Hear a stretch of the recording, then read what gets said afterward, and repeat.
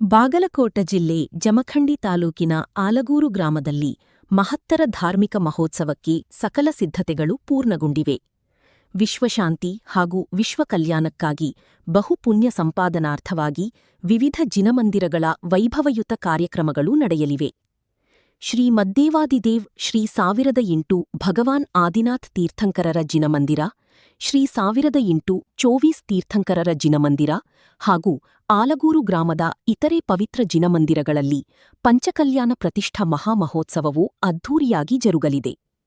ಇದೇ ಸಂದರ್ಭದಲ್ಲಿ ಶ್ರೀ 1008 ಭಗವಾನ್ ಆದಿನಾಥ್ ತೀರ್ಥಂಕರರು, ನವಗ್ರಹ ತೀರ್ಥಂಕರರು ಮತ್ತು ಭಗವಾನ್ ಭರತೀಶ್ವರರ ಜೀನಬಿಂಬಗಳ ಪ್ರತಿಷ್ಠಾ ವಿಧಿವಿಧಾನಗಳು ನಡೆಯಲಿವೆ.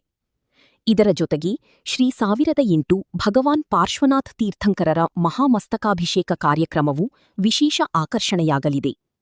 ಪುರಾತನ ಶ್ರೀ 1008 ಭಗವಾನ್ ಆದಿನಾಥ್ ತೀರ್ಥಂಕರರ ಜಿನಮಂದಿರ ಜೀರ್ಣೋದ್ಧಾರಗೊಂಡಿರುವ ಹಿನ್ನೆಲೆಯಲ್ಲಿ ವಜ್ರ ಮಹೋತ್ಸವವನ್ನು ವಿಜೃಂಭಣೆಯಿಂದ ಆಚರಿಸಲಾಗುತ್ತಿದೆ.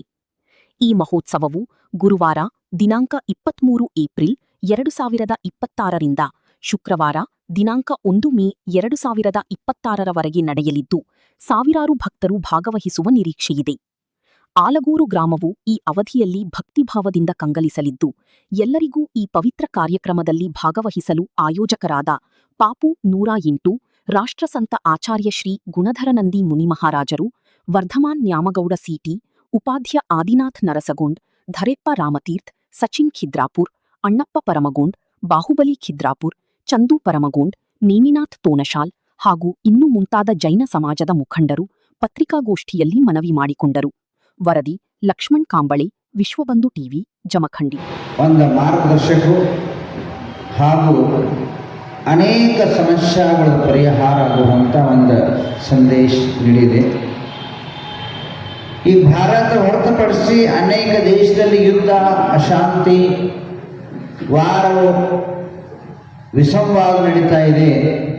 ಅದು ಬೇಗನೆ ಶಾಂತ ಆಗಬೇಕಂತೇಳಿ ಈ ಪಂಚಕಲ್ಯಾಣದಲ್ಲಿ ವಿಶ್ವಶಾಂತಿ ಮಹಾಯಜ್ಞ ನಡೀತಾ ಇದೆ.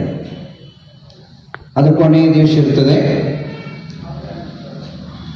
ಅದರ ಜೊತೆಗೆ 24 ವರ್ಷ ನಂತರ ಈ ಮಂದಿರ, ಇದು ಮಠದ ಜೀರ್ಣೋದ್ಧಾರದ ನಿರ್ಮಾಣಗೊಂಡಾಗಿ ಇಲ್ಲಿ ಭಗವಂತರ ಆದಿನಾಥದ 6 ಅಡಿ ಎತ್ತರದಂಥ ಚಾಲುಕ್ಯ ಕಾಲದಲ್ಲಿ ಯಾವ ರೀತಿಯಲ್ಲಿ ಶಿಲ್ಪ ಕೆತ್ತನಾಗಿದೆ, ಆ ಸ್ವರೂಪವಾಗಿ ಭಗವಂತರ ಆದಿನಾಥದ ಮೂರ್ತಿ ಕೆತ್ತನೆ ಮಾಡಿ 6 ಅಡಿ ಎತ್ತರದ ಆತರದಲ್ಲಿ ಇದ್ದಂಥ ಭಗವಂತರ ಆದಿನಾಥರ ಪ್ರಥಮ ತೀರ್ಥಂಕರದ ಮೂರ್ತಿ ಇದ್ದಂಥ ಪ್ರತಿಷ್ಠಾಪನಾ ಮಹೋತ್ಸವ 23 ಏಪ್ರಿಲಿಂದ 1 ಮೇವರೆಗೆ ಅತಿ ಭವ್ಯ, ಈ ಭಾಗದಲ್ಲಿನ ಭೂತೋನ ಭವಿಷ್ಯತಿ ಅಂತ ವಿರಾಟ್ ಸ್ವರೂಪ ಆದಂಥ ಪಂಚಕಲ್ಯಾಣ ಪ್ರತಿಷ್ಠಾ ಮಹೋತ್ಸವ ಮತ್ತು ಮಹಾಮಸ್ತಕಾಭಿಷೇಕ ಅದ್ವಿತೀಯ ವಿವಿಧ ಧಾರ್ಮಿಕ ಸಾಂಸ್ಕೃತಿಕ ಅನುಷ್ಠಾನ ಜೊತೆಗೆ ನಡೆಯಲಾಗಿದೆ.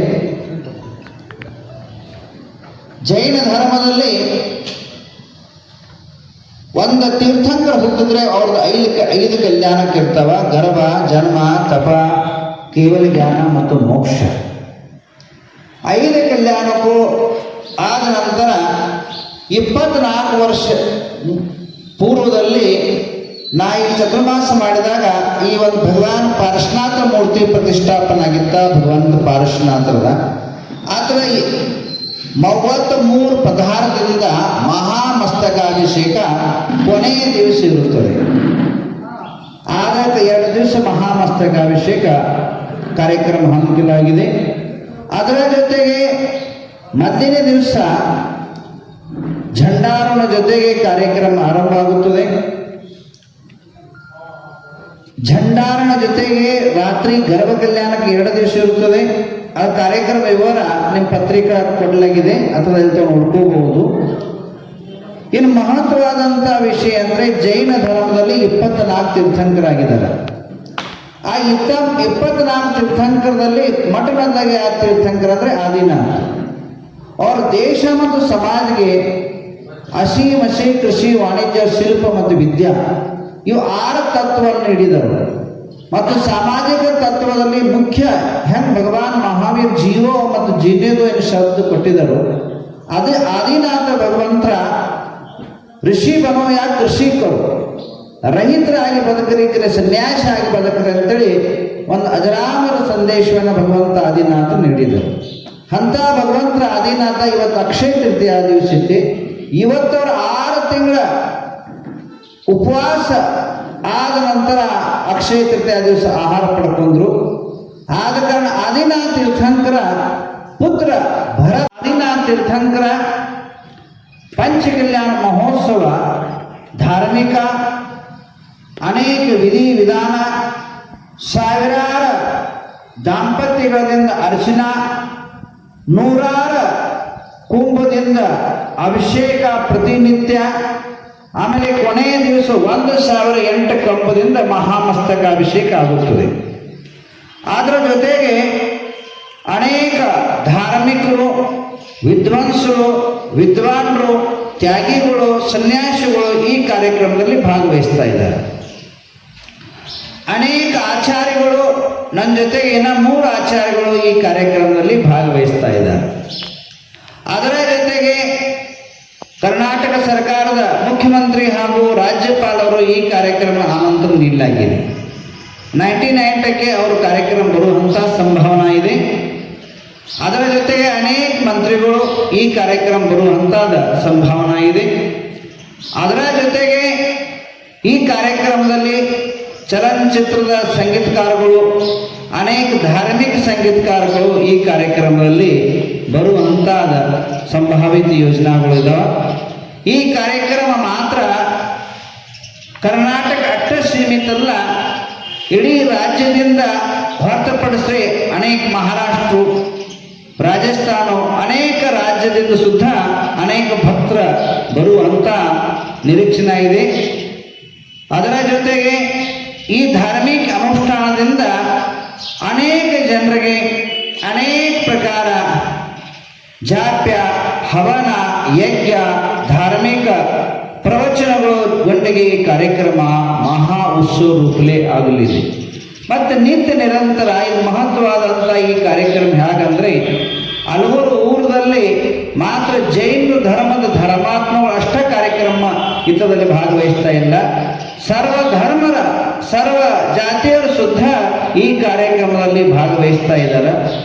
ಅದರ ಜೊತೆಗೆ ಅನ್ನದಾನ ಲಿಂಗಾಯತರು, ಮಾರಾಟರು, ಸಮಾಜದ ಸುದ್ದ ಈ ಕಾರ್ಯಕ್ರಮಕ್ಕೆ ತಮ್ಮ ಸಹಕಾರ, ತಮ್ಮ ಶಕ್ತಿಯನ್ನು ಸಹ ನೀಡಿದ್ದಾರೆ.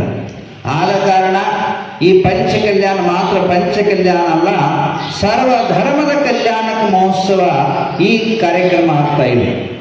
ಈ ಕಾರ್ಯಕ್ರಮದಿಂದ ಅನೇಕ ಪ್ರಕಾರ ಧಾರ್ಮಿಕ ಅನುಷ್ಠಾನದಿಂದ ಮಳೆ ಬೆಳೆ ಹಾಗೂ ವಾತಾವರಣ ಶುದ್ಧ ಪರಿಶುದ್ಧ ಆಗಲಿ ಅಂತೇಳಿ ಅನೇಕ ಪ್ರಕಾರ ಪ್ರವಚನಗಳು ಮತ್ತು ಮಂತ್ರ ಜಾಪ್ಯ ಅನುಷ್ಠಾನಗಳು ಆಗುತ್ತದೆ. ಒಂದು ಧಾರ್ಮಿಕ ಅನುಷ್ಠಾನದ ಆದ ನಂತರ ಮನುಷ್ಯನ ಮನದಲ್ಲಿ ಪರಿವರ್ತನ, ಭಾವನಾದಲ್ಲಿ ಪರಿವರ್ತನ ಹಾಗೂ ಪರಿವಾರದಲ್ಲಿ ಪರಿವರ್ತನ ಆಗುತ್ತದೆ. ಒಂದು ಧಾರ್ಮಿಕ ಅನುಷ್ಠಾನದಿಂದ ಮಾನಸಿಕ, ಶಾರೀರಿಕ, ಪಾರಿವಾರಿಕ, ಸಾಮಾಜಿಕ ತತ್ವದಲ್ಲಿ ಬದಲಾವಣೆ ಆಗ್ತೈತಿ. ಧಾರ್ಮಿಕ ಅನುಷ್ಠಾನ ಮಾತ್ರ ದೇವರದ ಪೂಜೆ ಆದರೆ ಅಷ್ಟ ಅಲ್ಲ, ಅನೇಕ ಪ್ರಕಾರ ಈ ಕಾರ್ಯಕ್ರಮದಲ್ಲಿ ಪರಿವರ್ತನೆ ಕಂಡುಬರುತ್ತದೆ. ಅದರ ಜೊತೆಗೆ ದಿನನಿತ್ಯ ಮುಂಜಾನೆ, ಸಾಯಂಕಾಲ ಮತ್ತು ಮಧ್ಯಾಹ್ನ ತ್ರಿನಿತ್ಯ ದಾಸೋಹ, ಎಲ್ಲರಿಗೂ ಇದ್ದಂಥ ಅನ್ನ ದಾಸೋಹ ನಿಶ್ಶುಲ್ಕವಾಗಿ ಮಾಡಲಾಗಿದೆ.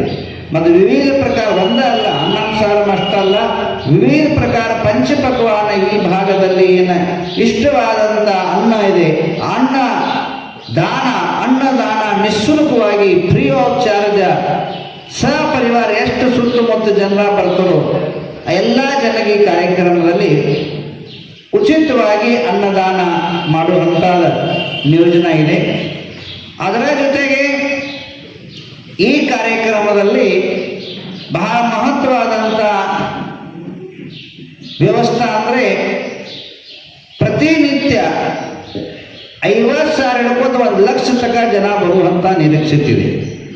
ಹಾಗೂ ಕೊನೆಯ ದಿವಸ ಮಹಾಮಸ್ತಕಾಭಿಷೇಕದಲ್ಲಿ ಸಾವಿರಾರು ಕುಂಭದಿಂದ ಭಗವಂತರ ಪಾರಶುನಾಥ ಮಹಾಮಸ್ತಕಾಭಿಷೇಕ ಹಾಗೂ 33 ಪದಾರ್ಥದಿಂದ ಹಾಲು, ತುಪ್ಪು, ಮೊಸರು, ಸರ್ವೌಷಧಿ ಚಂದನು, ರಕ್ತ ಚಂದನು, ಕುಂಕುಮ, ಹರಿದ್ರ ಅದೇ 33 ಪದಾರ್ಥದಿಂದ ಮಹಾಮಸ್ತಕ ಅಭಿಷೇಕ ನಡೀತಾ ಇದೆ.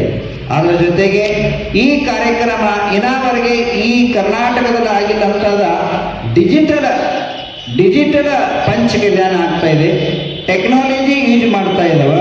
ಇನ್ನಾವರೆಗೆ ಪಂಡಿತರು ಹಾಗೂ ಇಂದ್ರಗಳು ಏನು ಫಿಸಿಕಲ್ ಏನು ಕಾರ್ಯ ಮಾಡ್ತಾ ಇದ್ದಾರೋ, ಆದರೆ ಈ ಕಾರ್ಯಕ್ರಮದಲ್ಲಿ ಅನೇಕ ಪ್ರಕಾರ ಡಿಜಿಟಲ್ ಏನ ಟೆಕ್ನಾಲಜಿ ಇದರಲ್ಲಿ ಯೂಸ್ ಮಾಡಿ ಮಹಾಮಸ್ತಕಾಭಿಷೇಕ ಪಂಚ ಕಲ್ಯಾಣ ಕಾರ್ಯಕ್ರಮ ಇದರಲ್ಲಿ ಮಾಡುವಂಥದ್ದು ಒಂದು ಯೋಜನೆ ಹಮ್ಮಿಕೊಳ್ಳಲಾಗಿದೆ. ಆದ ಕಾರಣ ತಮಗೂ ಶುದ್ಧ ಆಮಂತ್ರಣ ಇದೆ. ನಿತ್ಯ ತಾವು ಬಂದು, ಯಾಕಂದರೆ ಜಂಗಲ ಮೇ ಮೂರು ನಾಚೆ ಕಿಸ್ನೇ ದೇಖ, ಜಗತ್ತಿನಾಗ ಒಂದು ಮೂಲ್ಯಾಗ ನಾವು ಕುಡ್ಕೋತಿದ್ರು ಯಾರೂ ನೋಡೋಕ್ಕಾಗೋದಿಲ್ಲ. ಪತ್ರಕಾರ ಪರಿಷದವರಿಗೆ ನನ್ನದೊಂದು ಆಹ್ವಾನ ಇದೆ. ತಾವೆಲ್ಲರೂ ಒಳ್ಳೆಯ ರೀತಿಯಲ್ಲಿ ಈ ಕಾರ್ಯಕ್ರಮದ ಪ್ರಚಾರ ಪ್ರಸಾರ ಮಾಡಬೇಕಂತ ಒಂದು ಆಹ್ವಾನ ನೀಡಿ